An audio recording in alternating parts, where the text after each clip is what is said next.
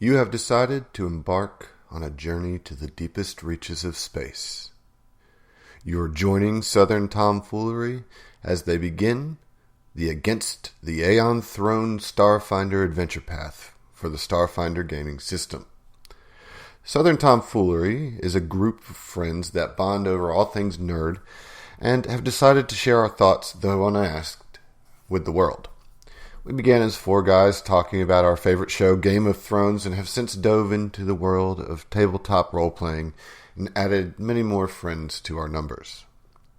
We have spent the last 2 years playing Dungeons & Dragons 5th edition and have had a blast. We even recorded some of those games. Hit us up on our website, southerntomfoolery.wordpress.com, if you are interested in those. You can also find our Game of Thrones recap podcast there as well. However, this is our first show that we are recording from the start with the intent of sharing with you, you brave listener. This game will be using the new Starfinder gaming system by Paizo Publishing. It is a game where the players sit around a table and tell a story together that takes place in a space fantasy future setting. There is a game master that uses the rules to help guide the game and give the action stakes and drama, but it is the players themselves who play characters of their own, creating as they journey through the narrative together. The players tell the GM what they want their characters to do, and then the GM tells them to roll dice to determine the success or failure of their actions. We will be playing through the official adventure path Against the Aeon Throne, which provides the GM, myself, with the backbone of the narrative to take our players through. However, I will be adding my own story in while also adapting the tale in response to the players' actions. There will be lots of rules discussions as we learn the game, but don't fret. The focus is on the story. If you will give me just a few more moments of your time, I would like to thank a few people for their inspiration and help getting us ready to launch this thing. First, thank you to all of the friends in and of STF. Help us grow this into something bigger than a bunch of nerds in a chat room. Second, I would like to thank the Adventure Zone, Critical Role, and the Glass Cannon Podcasts. For without these forerunners in the real play podcasting world, this wouldn't even be happening. Finally, I want to give credit to Paizo Publishing for the game system and the AP we are playing, and to Kevin MacLeod, who wrote most of the incidental music you'll be hearing in this podcast. So without further ado, I present to you the first episode of STF Plays Starfinder Against the Aeon Throne.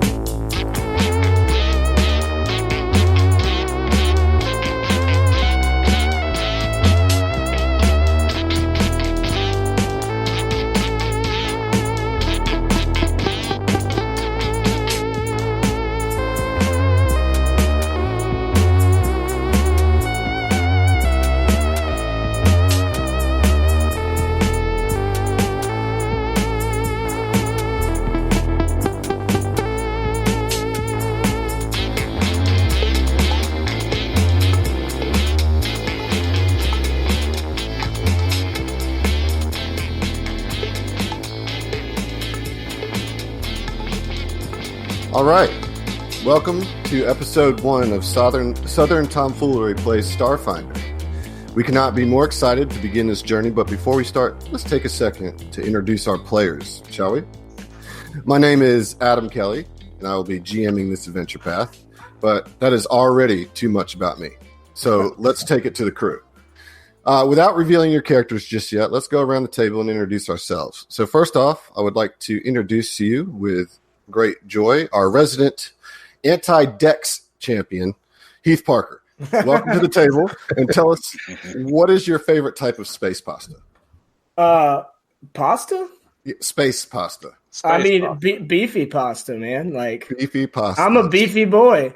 And why do you hate dexterity so much? Because it's OP. All right. Second, I'd like to give you the great pleasure of meeting Emily Summerlin, the only one of us that really has the balls to be here. Emily, why in the world did you agree to do this? Well, Josh actually has some really harsh, incriminating evidence on me, and he was actually blackmailing me into joining this. So that's what happened. You're safe for right now. Email Yeah. me. All right. You're safe for now. Okay, thank God. Moving around the horn, we land on the least indecisive and our most clear-cut decision maker of the group, John Thomas. Tell me, John. in one word, jokes. John. One word. What is Starfinder?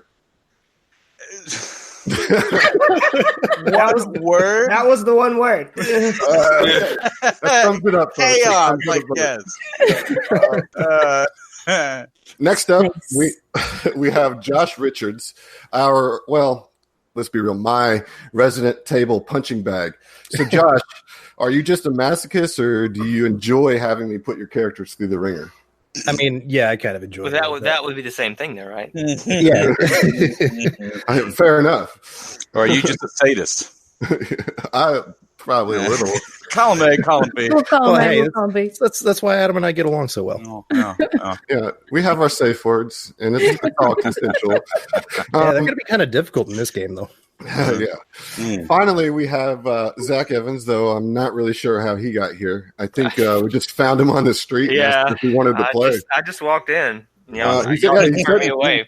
He said sure, and now he's here. So, Z, are you ready to play Starfinder or bust? Absolutely. Some shoots and ladders? Yeah. Okay, cool. Yeah, cool.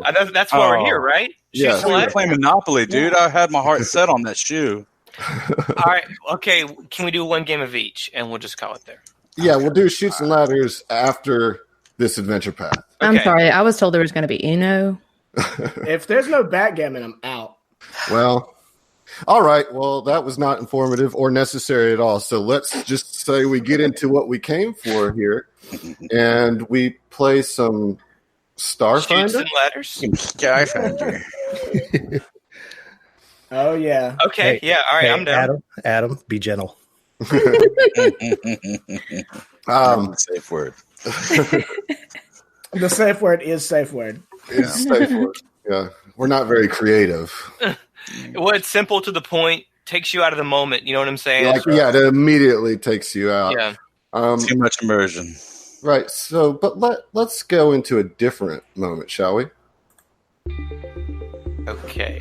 Ooh. Okay. So the location, right, is the grand blackness of space at the edges of the Viscarium star space system. Cutting into the endless black, we see a small but sturdy starship bearing the insignia of the Starfinders on its hull. We take a look into the vessel as we see that it is a two-man crew, a rugged but handsome pilot, and a dated ambassador droid in the engineer seat. The pilot is played by Nathan Fillion. It's a little cameo situation we got here. The weapon system are strictly defensive, which is congruent with the signal beacon that is emitting from the starship's transponder. This is the SF Stella Pax. Stop. Mission: peaceful first contact with unknown species, systems, and governments. Stop. Non-hostile communications requested. Stop. The signal has been emitting for the last 2 weeks. And outside a few space pirates that they were easily able to outrun, Hank and AD-21 have had no luck with discovering any new civilizations or species. However, the mission is the mission, so Hank pressed on. It was another day like any other, and Hank was about ready to turn on the autopilot and get some shut-eye when a loud beep startles him out of his daydreaming. Hank turns to AD-21 and says, "Hoo boy, looks like we found something, or we're in for another zippity-doo-dah away from pirates. What you got on the scanners, AD?" "Running scans now, Lieutenant Richards," responds the droid, as the lights begin to flash while joined by the orchestra of bleeps and tones from the computers. The droid completes some readings and then turns to Hank. "Unidentified ship approaching, Lieutenant Richards." Hank looks out of his cockpit window, but cannot see any ship. "I don't see it, AD. Where is the radar placing it? A few clicks more on our current heading. I must advise you, though, we are at the edge of the Pact Worlds and Vescarium known space. This is uncharted territory in the vast. Oh, hell, AD, ain't that what we were putting this rust bucket to do? I mean, discover new peoples? And Hank pushed the throttle forward as they crossed the borders into the vast. I still don't see it, eh? And then, just then, a massive dreadnought of a ship decloaks in front of them. Hank's mouth drops agape as he had never seen a ship of such fearsome glory and magnitude. The entire stylized, curved hull is painted with a shocking shade of green. The ship looks like it could destroy Absalon Station with a single blast. Yet Hank, in his explorer's wonder, couldn't help but be excited. He pushes the signal emitter override and speaks into the communicator. This is the SF Stella Pax. My name is Lieutenant Hank Richards, and I'm on a peaceful mission of discovery and diplomacy. It is my great pleasure to make contact with you. Over. Meanwhile, AD-21 starts humming and beeping nervously, muting the channel communications. Hank looks over his shoulders at the droid. What is it, AD? Sir, I am not registering any known transponder signals, nor do I recognize any of the technology on this starship. I will continue running against older databases. I am also detecting several smaller signals on the ship. No sooner did the droid communicate this when Hank looks up at the green dreadnought and sees what must be dozens of smaller fighters and no less than 50 drones detached from many hangar bays of the ship. Just then, the alarm klaxon starts to sound. Sir, we are being targeted for a missile lock. Hank flips on the shields and activates his countermeasures defense systems and then gets back on the horn. Please, we come as ambassadors of the Pact Worlds. We mean no harm. Silence. Sir, the scans have just come back. Something must be wrong. These readings are impossible. What is it, AD? This ship is registering as Aslanti. Hank is stunned. But how? History and myths and legends say they were all wiped off Galarian 10,000 years ago. And hell, Galarian itself has been missing before the gap. How can this be? This is... And Hank pulls himself out of his shock. AD, start sending the transcript of this back to Absalon Station immediately. And then he turns back to his communicator. I ask again, please, stand down. We mean no harm. And then Hank tightens his harness and performs a full G-flip and burn, bursting one of his blood vessels in his eye during the process. As he tries to escape, he learns that these were no space pirates. His ship is consumed by the insect-like drones and starfighters, and the last thing Hank sees, through the blood pooling in his eye, before being blasted into smithereens, is the full might of the Aslanti Star Empire flagship. The SF Stella Pax is destroyed. The drones then redock on the dreadnought, and the green ship disappears into blackness once again. And across the screen, in green letters, we see the words, against the Aeon throne. Damn. Yeah. Not good for old Hank. Very Not for old nice. Hank, but I'm excited. Yeah. But wait, there's more. Oh. 50 years later, Absalom Station. A small gnome is hurriedly walking through the crowds of the busy entertainment district that serves the private hangars of Absalom Station. He is dressed in courier's garb and is walking with distinct purpose. He is cheerily whistling as he delivers his parcels and letters to the various businesses along the avenue. This is his favorite part of the route, as it's always filled with interesting people, rich smells, and vibrant music.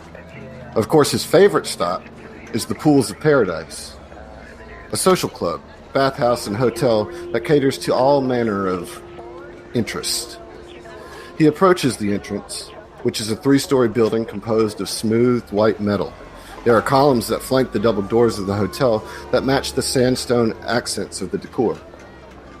He steps into the lobby that also serves as a coat check and fidgets as he waits his turn to pass through security. Weapons aren't allowed in this pleasure house, which makes the messenger pleased. He's not much for fighting. When he approaches the front desk, he smiles his cheerful grin and asks for Madame Noriko. The beautiful human front desk clerk smiles back and offers to take the letter and deliver it to the madam herself. No, says the gnome. I have been given strict instruction to deliver this personally to Madame Noriko and no one else. I am afraid Madame Noriko is busy, Mr. Winkle. I assure you that I will personally see that she gets this letter. The smile on the gnome's face falters for the first time today and is replaced with grim determination. Though it doesn't really fit his jovial face. He shows the desk clerk the letter that has a very special seal on it. Oh, my, Mr. Winkle. You really do have a big job today, don't you? Say no more. You may go up to her office. I will call her and let you know you are on your way. And with a wink, Mr. Winkle's smile returns and heads up the private elevator to Madame Noriko's office, where he hands you, he says, oh, hey, madam. So who do we see, Emily? So you see a very, very lovely, very elegantly and somewhat temptingly dressed Lashunta sitting behind a very nicely carved, like ebony wood desk. She has a very, very cool hat on. She is wide brimmed, very fancy lady indeed. And this little guy's name is Mr. Winkle. Yeah. Who's your character played by? Who's Madame played by? Oh my gosh, she is played by. Help me! I just forgot her. Amanda Seyfried. Yeah, can never remember her last name. Sorry. Yeah. She's basically a Lashunta in human form. She looks like exactly a Lashunta. Yeah. You know her for such classes as what? Mean Girls? Yeah, that's a big one, right? Mean Girls. Who could forget? and Les Miserables. Yeah, There's but a whatever, dude. 60% chance it is raining. Right. Okay. So yeah, Mr. Winkle walks in very excited, and you know him. He's your regular post, and you've seen him around. He always seems to linger a little long here, but it is kind of a surprise to see him in your office. Usually, your front desk attendant will handle the post, but he's been letting. You did get a call as he was coming up the elevator, letting him know he was coming. Hello, Mr. Winkle. It's very nice to see you. What exactly brings you up to my office? You normally just leave your packages down with Edvar.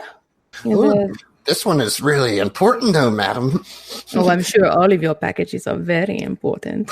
He blushes, very pink, rosy cheeks. He says, "No, look at whose seal's on this." And he shows you, and you see Cedona's signature seal. Oh, well, this is indeed a very important package. Thank you very, very much. And she takes it from him and touches a little beep, boop, boop, and transfers a couple of credits to him for his... You're too kind. Maybe I'll see you later tonight. I should certainly hope so, my dear Winkle. You can see yourself down, yes? Yes, okay. And he gets in the elevator and kind of marches on his merry way out. So I've given you specifically, Emily, a handout called Cedona's Request. I'd like you to read this letter aloud as your character reads it. Okay. So as soon as Winkle kind of pops back into the elevator, she tears open the letter. It says, "My dear Ziva, I know it has been close to a year since I have last visited the pools of paradise, and I must say, I am missing those luxuries more than ever. The Nakondis colony has been doing pretty well, and we have started making interesting discoveries about Nakondis and its resources and wildlife, something that I hope you will see, in fact. You see, I write you because I trust you, and I need your help. We have found something here, something big. I cannot disclose it in this letter, as prying eyes may be looking. I do not fully understand its implications yet, but I fear that once I do, I will need to take to the stars once again. I suppose retirement may have to wait. That being said, we will need my starship, which is there at Absalom Station. Abadar Corps is arranging for another supply drop, and I want you and a crew of my choosing to be in the delivery team. I have pulled some strings to arrange this deviation from protocol. As usually, they like to send their own ships and employees on these types of missions. I may have spent my last favor, so please help me make this happen. My ship, the Epoch Tracer, is currently maintained at a hangar a few miles from the Pools of Paradise. There is a pilot named Oron Vance there, along with one of my favorite mechanics, Felanu? Merana? They are strange men, but can be trusted and are loyal to me. Tell them my name and show them this letter if you must, but I do not think you will have much trouble convincing them. They must be restless after a year of watching a ship not move. You will also need some muscle and the aid of a scientist. Michael Agamasan, a burly desk, and his business partner, Zeno 5, run a mercenary airfix specializing in protection and escorts for accused criminals or witnesses. The name of their company is Apollo Protection Agency, and they have a small office on the east side of Absalom Station. Please seek them out, and again use my name. I need this crew, and only this crew, to come to the colony at Necondis, under the guise of delivering supplies, but bring weapons, just in case. I do not foresee any need for them. However, if I am right about this find, there will likely be others looking for it. I have included the coordinates, and there is a drift beacon near the planet that should make for an easy trip. I cannot wait to see that beautiful face again, and I wish you could bring some of those exotic pleasures that I enjoy so much with you. But alas, this is a business call. See you soon. Yours in true, Cedona. Very nice. Very nice. So it's up to you. The supplies for the ship will be ready in a month, right? So, but it's up to you to decide where you want to go first, who you want to check in with, who you want to, how you want to go proceed. Obviously you don't have to drop everything you're doing right now, but let's just cut to the important bits, and you tell me which people do you seek out first? Probably the guys, the pilot, since they're already there and they're going to be the most familiar with Cedona, I assume, since they're with her ship. And then it'll be a little extra backup when she goes to collect the other two. Okay. So the hangar is not far. As you know, your establishment is purposely located kind of at some of the docks, so you can catch all the travelers that come through there, right? So it doesn't, you get that, you can find that fairly easily, and you walk in and you see a Verthani and a human. Tell me, boys, what does this hangar look like, and what do your characters look like? There's kind of a knock at the little side door that goes into the garage, I don't know. What does the hangar look like? You're the mechanic. Yes. Who would answer the door? Not me. We'll play that out. Because the way that I see it is that Felino would be sitting under, working on the Epic Tracer, and be elbows deep inside of something. Working on some line or some wire or something, doing just his general maintenance that he does. And he'd hear the knock and be like, "Hey, Oren, can you get that?" So Oren will be sitting back, reclined with his feet propped up on the desk, reading some old book, right? And he'll just look over from out of the book and be like, "Fel, you gonna get that, right?" Orin, I'm covered here. Okay, look, Man, I am in the middle elbow of deep something in right now. grease. You know what? It's always this with you every damn time. Somebody knocks on the door. Nobody ever knocks on the door, but somebody knocks on it, and you just hey, Phil, can you get it? I'm like, no, you get it. This For what, ship Orin? is fine, man. No, It hasn't flown in a year. There can't be exactly. Dude, They sit still. They get brittle. They crack. They got lines and gaskets and shit that fall apart. Meanwhile, oh my god. Okay, fine. I'll get it. And I just like slam the book down and like Hearing him slam the book down, Phil's like, "Thanks, buddy." and I just sort of like open the door with like a sour look on my face. Yeah, can I help you? Good eatings. Oh, hello. yeah, like Ma'am, you were like excuse kind of me, blown away by the and I like look around like oh, this place is a mess. You know what I mean? I didn't know we were having women folk over. Like, Yeah. On that note, the like interior of the hangar, it's organized, but it's not clean. Like there's the tools and stuff are laid out meticulously. All of the mechanics, like the stuff that Fell works with, is like very, very precisely set up, lined up, shadow box cutout type things in the toolboxes and shit. But as far as actual like general cleanliness, not so much. Safety, not so much. yeah. So yeah, I open the door wide for her and come on in. Don't mind the mess. So Zach, as she sees you, what does she see? What's a brief description of your character? Brief description: human male, early 40s. You know what I'm saying? Dark, like brown hair with like a little bit of gray coming out in the sides.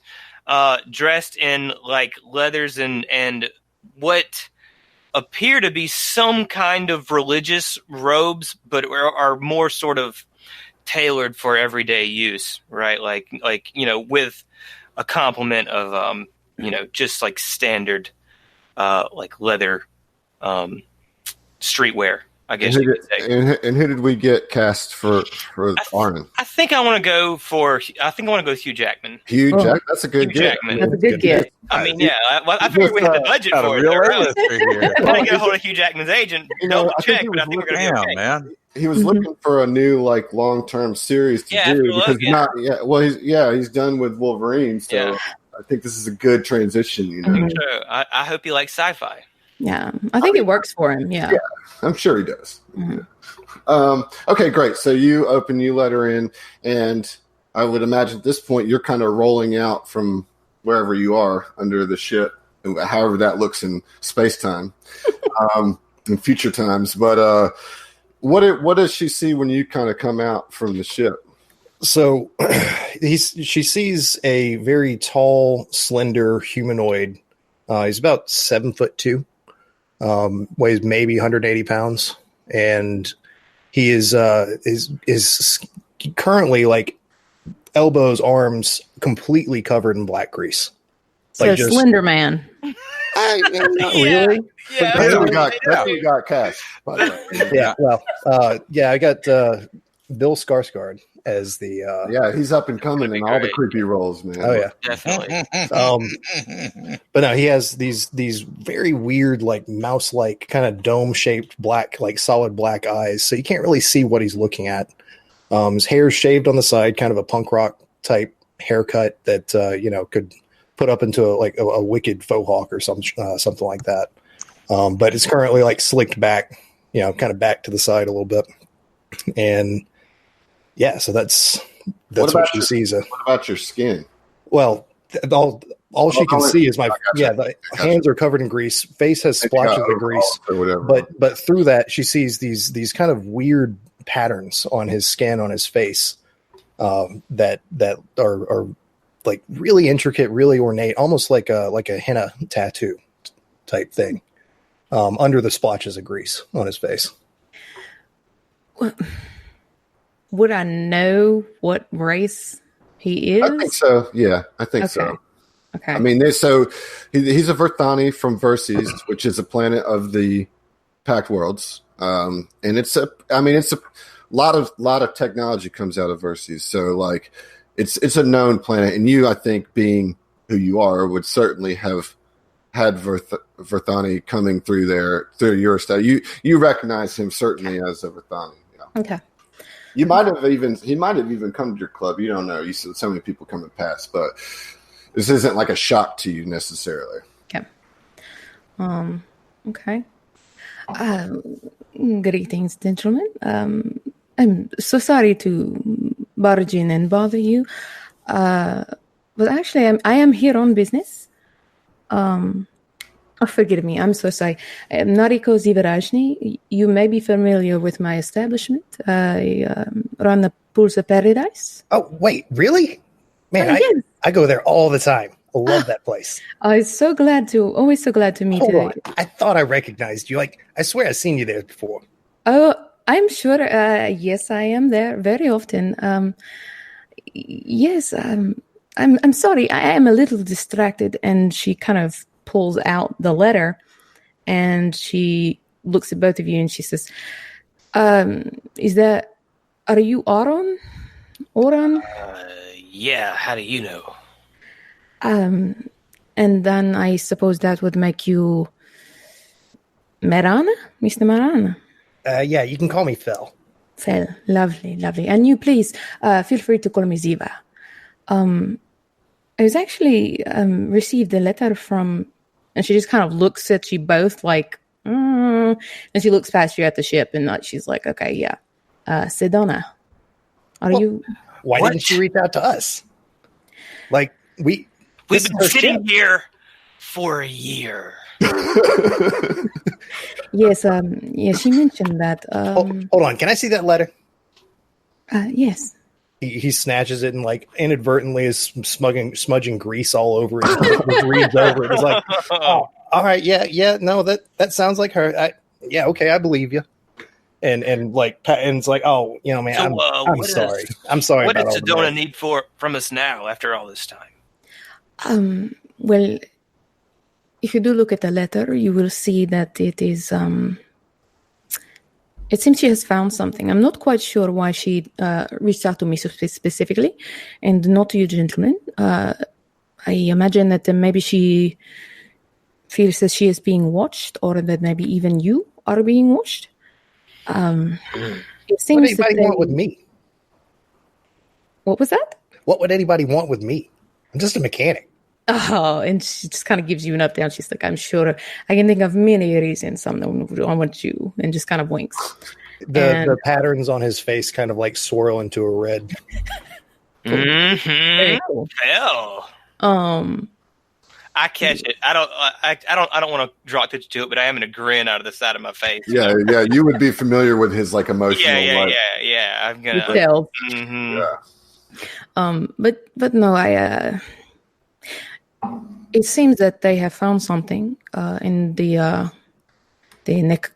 Necondus, where she is in the colony, and she is requesting a bit of assistance. Please feel free to read through the letter. It may explain more so than I can do so. But she specifically requested you, and of course her ship, which is quite lovely. You have done a marvelous job keeping it in top shape, I imagine. He Yes, kind of he's done swells a with pride. marvelous job.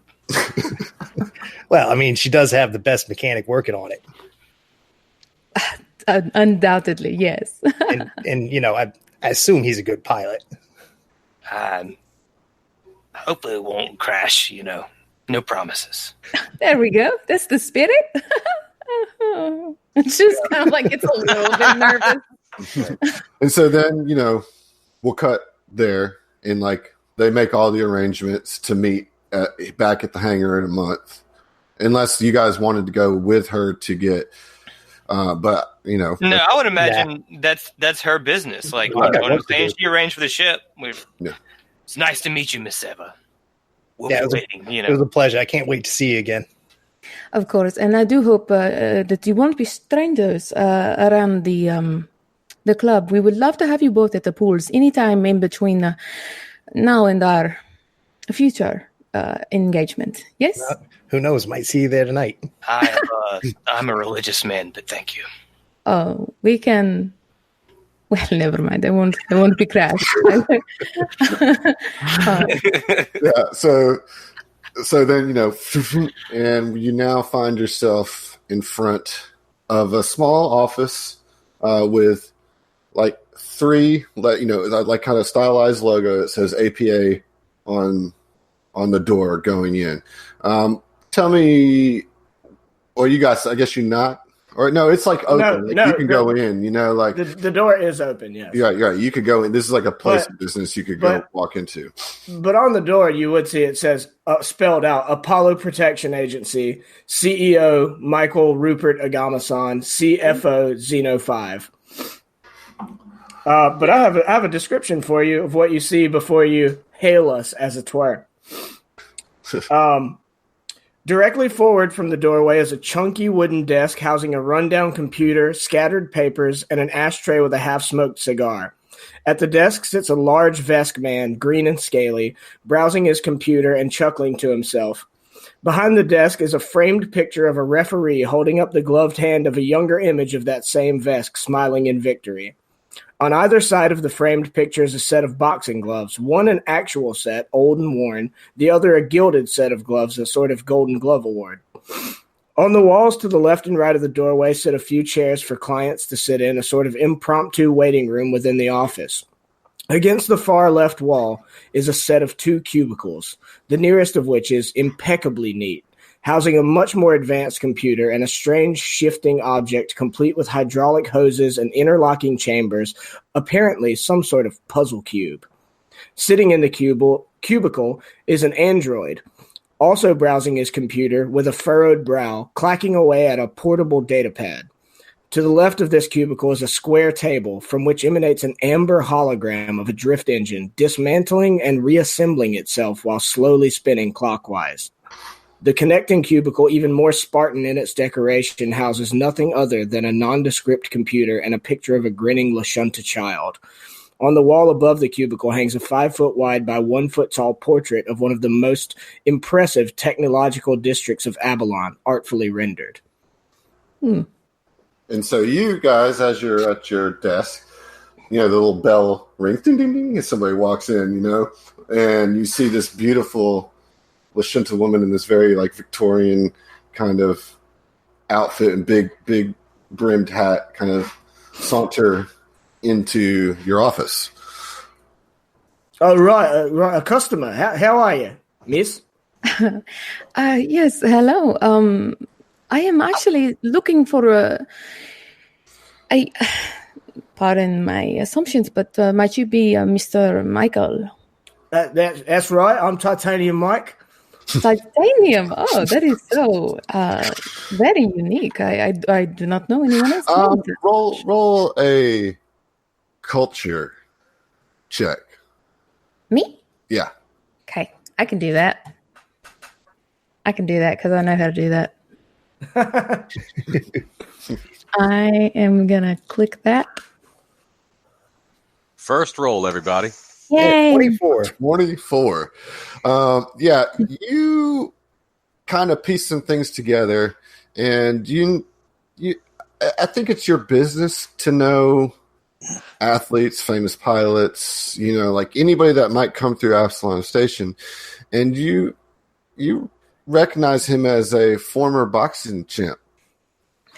And you don't really know how often his career just kind of stopped, and you don't really almost champ, right?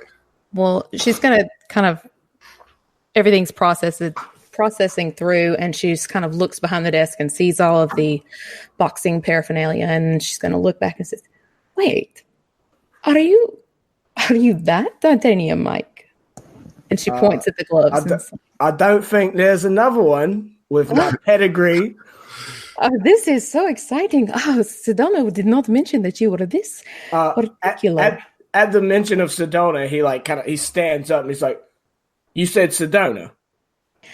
Yes, I'm sort of. That's actually the reason I am here. Recently, we received a letter from Cedona asking me, excuse me, I'm so sorry, please, I am Nariko Zivarajni, please call me Ziva. You may be familiar with the Pools of Paradise, that is my establishment. Oh yes, I've been there a time or two, but you know, Lovely. I'm an older man now, you know. We cater to all ages at the pools. Sure. Oh, It's like that. That's off-putting. You see a toddler splashing around. Yeah. Well, no. Please. Have a seat. You know, and he comes around the desk and like grabs one of the little chairs by the wall and sets it like up in front of his desk so he can have a more formal thing. And but by the way, this is my colleague and my CFO. He does all the number crunching and the business side of things. Zeno, introduce yourself. And Zeno is just still furiously plugging away at this data pad, but he just kind of looks up and just kind of like, hello. Yeah. And go ahead. He's a bit shy. Is this is Zeno 5? Yes. Yeah, it's the fifth one. Yeah. That kind of bummed me out. He just kind of rolls his eyes because he's heard that joke. just a bit of a joke. He's the first Zeno I've had. Well, lovely. Actually, he has mentioned in the letter from Cedona as well. So please, just kind of gets up and kind of walks over there. And just how am I mentioned in this letter? Well, here, please feel free to look over it. I am not one. He just kind of stands uncomfortably close, you know, a little bit. She doesn't really affect her. Like she's kind of used to it. Like just kind of like reading it over her shoulder, you know, to himself, but you know, without letting her just like go ahead and just tell everybody. You know, go ahead. Yes, I've already made acquaintance with two other gentlemen, the Oran, Mr. Vance, and then the Marana. I'm sorry, I failed. Yes, this is what he told me to call him. Yes. Right. I ain't never met them, but sound like good blokes. They seem quite the gentlemen. But yes, I'm sorry, I don't know much more about the situation other than what is listed in the letter. But I will do all that I can to assist Cedona in any way, and I am hopeful that you two will also be as inclined. Well, Zeno, what's it?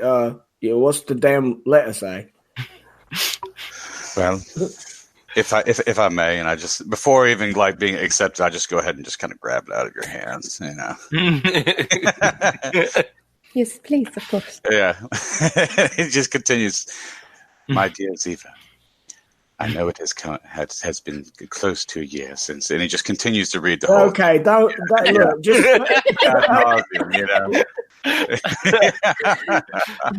I am so sorry. The gist of it is that she has requested your assistance to come to the Nakondes colony, where she is currently located, under the guise of a supply drop. She has her ship, the Epoch Tracer, which is in the custody of the Mr. Oran and Fel, and we are to go there and assist her. She has found something that she fears that other people will be interested in a more intense nature than she would like, and as such, she has reached out for you in particular based on your skill sets. And she looks around at like all the kind of protection-y kind of stuff and mercenary-esque kind of vibe. Yes. Well, I don't think there's any way I could deny Cedona anything. She does have that effect. Yeah, well, but I will say this is going to kind of put us out as far as the running of me business here. But I think I've got the right person for the job that can look over it while we're gone. So I think that'll be fine. So, Zeno, what do you think about it? Well, as far as if Cedona has vetted these this pilot as well as this engineer, then I would suppose that it would be fine that we can continue with this. If this is what we're tasked to do, then absolutely. All right. Well, do we need to Do you come? think she's ready? And I'm referencing the person who's taking over whenever we leave. Oh, yeah. Typhon? Yeah, I mean, she's been a field agent for quite a while. I think. I'm sorry. What did you say? Typhon? Typhon, yeah. Okay. Yeah, Typhon Yi. Typhon Yi. Yeah, that's our on the next thing. That's well, it's like a Starfinder Tiffany, you know. It's a sci-fi Tiffany, absolutely, yeah. Yeah. And Tiffany is like way too like earthbound for like Starfinder. Yeah, well, and he says, yeah, I think she'll do fine. I mean, hopefully we'll be able to pop in when we need to check on her and all that. But she's quite accomplished and she's good with talking to folks, better than I am. So yeah, I'll give her a ring. In the meantime, I mean, do we need to come with you, or do you just show up at a certain time, or? No, the delivery will not be prepared for another month. I just wanted to go ahead and put it on your schedule, as it were. Oh, bloody perfect! That's all right. That gives us time to sort it out and dump all this on Typhon. And he just kind of gives like a quick last cursory look over the letter, folds it neatly. I believe this is yours. Thank you. Yeah. Yes, and I do have my own means, but the letter does mention that we perhaps bring weapons. Can you supply such things? I'll tell you right now, Miss Veskin General and Titanium Mike are never unarmed. Shout out to our boys. Yeah. You see the very most subtlest of just like smirks. Yeah. You won't even be able to tell, but he's able to tell. Yeah, and he just like puts his hands on his hips, you know, and like nudges his head over at the picture of him winning a boxing match. You know? Yes, of course. How could I forget? Yes, Vesks. Yes. Well, in that case, it seems that we are of an accord. Should you have any other questions, or we need to iron out any more details, or if you just want to chat, please feel free to come by the pools anytime between now and our appointment. Sure, yeah. Have you gotten any new Vest girls in? Actually, yes. We have a very, very interesting.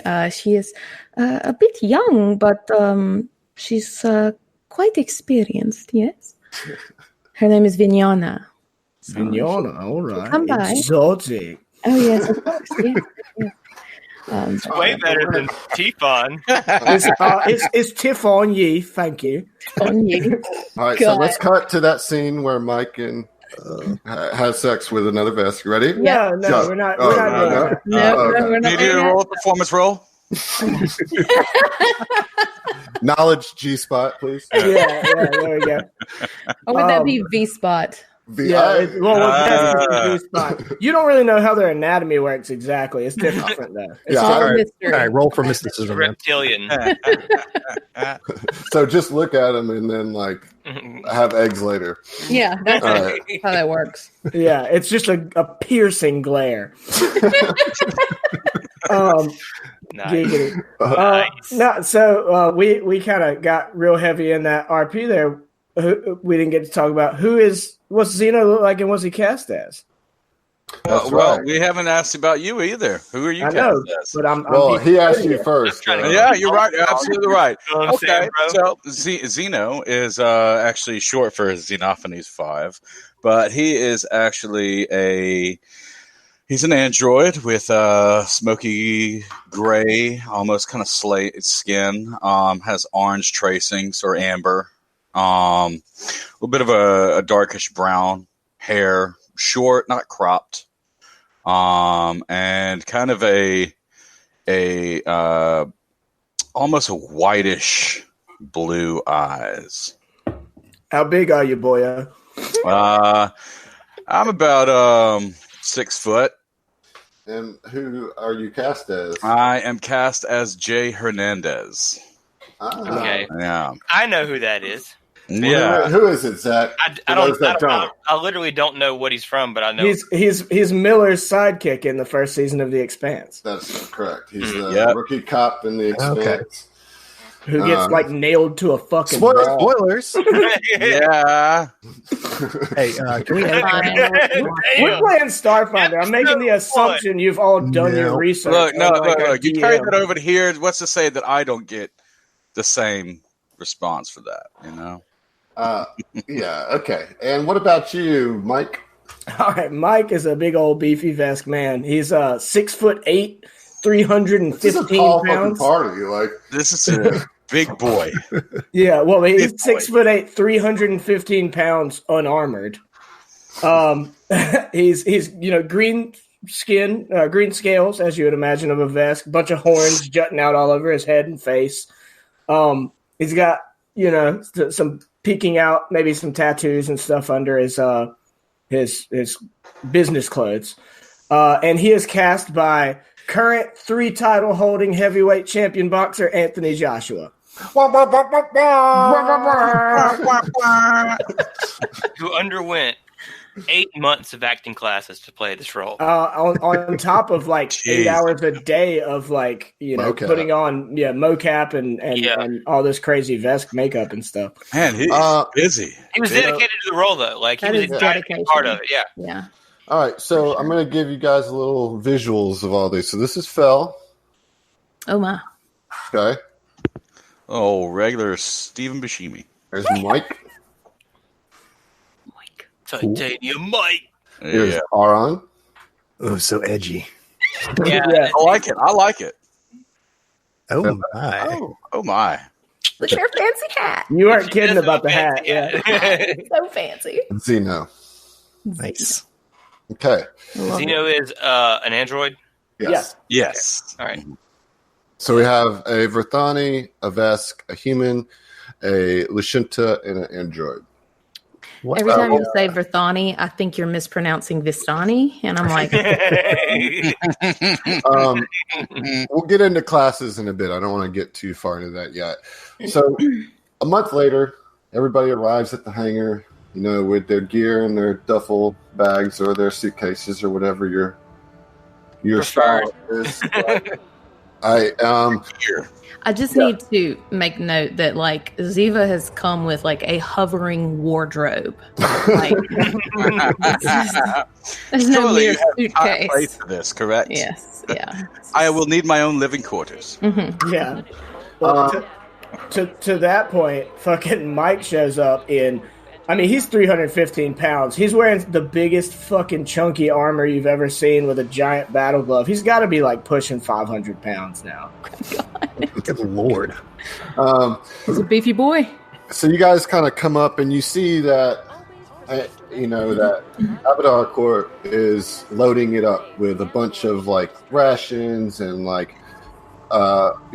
pieces of tech that a colony would need. It's all sorts of supplies and resources. Kind of restocking mission, and they're all kind of in their stiff, regalia, of worshiping the business. If I don't know how much y'all know about Abadar Corp, but they are a corporation that worships the god of commerce, of god of gold or whatever, and it's been incorporated into the corporation. So it's really, I think, all of our worst nightmare. Mm-hmm. However, they are not necessarily evil. They do their thing, and they don't necessarily make waves for people, but they're a corporation. They're also a religion. They're in fact one of the biggest corporations in all of the system. Right, they're a big deal. But they are supplying and funding the colony at Nikondas. But Cedona, being who she is, as she said, was able to pull some strings and make this kind of her own crew. And you see all the Abadar Corp employees or whatever, loaders, kind of looking at you they took our dogs, They kicked this dog. I wasn't ready. Sure. And you guys all load up onto this really, I mean, pretty nice ship. You did note that it is in good condition, that Fel and Aaron have been keeping good care of it. Mostly Fel. Mostly Fel. And you get all loaded up, and the ship, like once everything gets loaded in, and the hatch comes up, you know, and like you kind of sink down. The way that the hangar is built over a tube system, right? So like this platform lowers down from the hangar, and then it's on a track that moves you out, like under the city, out into space. And like once it detaches, you know, all the pistons and the clamps, you know, all. And Aaron, you are like jazzed because you haven't got to fly. Oh yeah, no, I am filled with just like nervous energy ready. Like, you know, Orin is nonplussed about most things, but piloting is not one of them. Right, that's your jam. And so you get in the pilot's chair, and then Fel, you kind of slide into the engineer position. Just, I don't know, what is Fel's mindset as we're flying this thing? Han and Chewie, baby. Han and Chewie. Fel's mindset is Orin had better not fuck up all of his hard work. So you're just looking at all your stuff, you know. Just seeing him look around, I turned to Fel and I'm like, relax, buddy. It's gonna be fine. Look, you say it's gonna be fine, but look, I've been working on this thing for a fucking year now. Like, there's something. I had to have missed something. No, don't worry about it. I'm sure it'll be fine. Yeah, well, you got a little bit more faith than me, bud. So yeah, I'll take your word for it. And then, you know, Mike and Zeno come up to the bridge, and you guys are kind of meeting the rest of the crew at this point because they were in their rooms until it was time to go, and you guys kind of come up to the bridge with. I think, you know, is that Ziva, you're already there, kind of in the captain's chair, and they come in, you know, introduce yourselves. Hey, how you doing there, boyos and milady? Is everything good on this tub? What's this thing? What's this thing called? It's the Epic Tracer. Like Epoch? And you better not even spit in here. Yes, Fel's gonna have your head. I take a good look at him and realize who I'm like. Yeah, like you say that without like looking over your shoulder, like fidgeting with your pilot controls, and you look over and I look at him and I'm like, yeah, my head's a bit hard to attach there, boy. Somewhere. Don't I know you from somewhere? You're that boxer, right? Yeah, I'm Titanium Mike. How are you, good sir? And he's like, and he loves you now that you know he's famous. Kind of. But he like comes up to the pilot's chair to like shake your hand and everything. He's like, yeah, I'm Titanium Mike. What's your name? And as you're like walking up, Fel, like he's like kind of vibrating the ship because you're still like on the track. You're not in like free space. It's like I imagine you're just like looking around, like making sure no stabilizers, making sure everything's fine. Imagine a mouse, like a startled mouse in a cage, like looking around trying to find something wrong with her beady eyes. 7-foot startled mouse. Yeah. Is that what we're supposed to be? Okay. Yeah. He doesn't have a tail. So I like take his big, massive reptile hand in my tiny little human hand, and I'm like, glad you're on our side, Orin fans. Yeah, all right. Well, it's nice to meet you. You're the pilot of this thing? Yeah, you could say that. All right. You good at doing them flipping burns and all that? If the need arises. Yeah, I mean, hopefully not, but, you know, I just want to know you got the chops. Anyways, this is my buddy Zeno here. And I just kind of like come right around like from behind him, pretty much hidden behind. Fucking creepo slide out. Like. I just kind of like come in and just like permission to board. So. Oh man, Fel, Zeno, can I take a look at you? Yes. That's kind of a strange question. And Fel just like goes up. It's like, man, what model are you? Like this? look, I've only come in contact with a couple androids, but man, like the technology, like this is unreal. Val, you're coming on a little strong, man. Look, I'm sorry. I'm beside myself. This is. Oh no, it's absolutely fine. We can discuss it. But you must be Felano, I believe, from Yeah, that's me. You can call me Phil. note I read. Yeah, you can call me Phil. Okay, and what is your position on this vessel? Well, back in the hang, I was the mechanic, but now I guess I'm an engineer. So, you know, he just kind of like looks around a little bit, and he just happens to notice how like tidy you keep your workplace. I too keep my workplace tidy. It's very well. So, real quick, y'all may not notice, but Ziva is like looking at both of y'all, and she pulls out like a little like digital pad or whatever, and starts like typing furiously as she watches y'all. And like that's it. So that's happening. Do we notice that? You writing a biography already, love? Something like that. Yes, yes. I like to laugh. It's good to record your thoughts. Yeah. Preservation. This is my captain's log. Captain's log. I also I do it with my brain. I suppose I should have. Yeah. Perfect. I suppose I should have thought of this earlier, but that makes you the captain, right? Oh, you got me. We broke Adam. Well, if you're so inclined, I simply set down to assess the situation. But yes, of course, if you would have me as the captain, I would love to be so. Let's be frank. Are you the captain or not? Because I'm not. Where's the damn gunnery chair? She kind of points in the direction of the damn gunnery chair. Yeah. All right. And he like just walks past you, claps you on the shoulder. You know, like he's gruff. He doesn't think he's offended anyone ever. Yeah. You know? I just kind of I'm the one that does the apologies for him. Yeah. No, Ziva's not offended, so she just kind of laughs at it. All right. Well, I'll go check out the guns.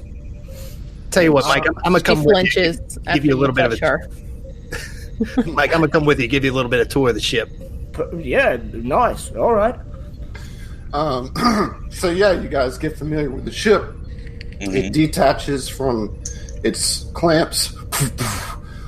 Aeon kind of flips on the pre-thrusters and gets it away from Absalom Station, and then turns those off and kicks on the drift engine. And everything like just pulls in like white around the ship, and you just kind of get sucked in, and you're just, you know, that classic space warp speed thing, but it's just not warp speed. You're in this like other plane, and like everything's just kind of, and you're seeing like random shapes, but you can't really make anything out, and you're in the drift, and you're going to spend about 4 days in the drift. And that's a long drift trip.